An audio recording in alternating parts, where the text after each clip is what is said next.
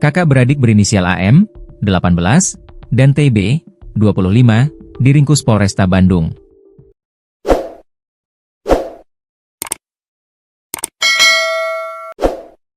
Mereka merupakan pelaku pengeroyokan hingga korban yang merupakan anak pang berusia 16 tahun tewas. Lokasi kejadian adalah Jalan Raya Bandung Garut Bypass KM 32, Kecamatan Cicalengka, Kabupaten Bandung. Kasat Reskrim Polresta Bandung, Kompol Lutfi Olot Gigantara, mengatakan, penangkapan tersebut bermula saat pihaknya menerima laporan adanya seorang anak berinisial HS yang dibacok hingga tewas pada 14 Mei 2025. Kami memperoleh informasi dari salah satu rumah sakit yang ada di wilayah Cicalengka. Dengan adanya seorang laki-laki yang sudah tiba di rumah sakit dalam keadaan meninggal dunia, ujar Lutfi saat jumpa pers, Kamis, 29 Mei 2025. Setelah menerima laporan tersebut, Lutfi mengatakan, pihaknya langsung melakukan penyelidikan ke tempat kejadian perkara, TKP.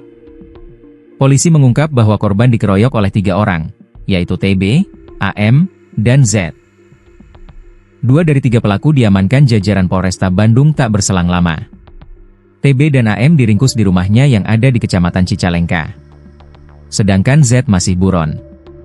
2 orang pelaku tersebut berhasil kami tangkap kurang dari 1x 24 jam, tepatnya di tanggal 15 Mei 2025 sekitar pukul 3 WIB, katanya.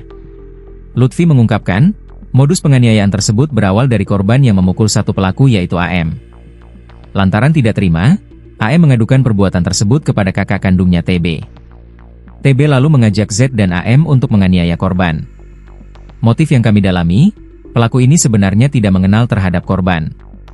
Tapi dengan adanya kejadian pemukulan di tanggal 5 Mei, pelaku ini menyimpan dendam kepada korban sehingga terjadi aksi balas dendam, ucapnya. Atas perbuatannya, kakak beradik tersebut kini dijerat pasal 80 ayat 3 Undang-Undang RI Nomor 35 Tahun 2014 tentang Perlindungan Anak, karena korban masih di bawah umur. Ancaman maksimal mencapai 15 tahun penjara.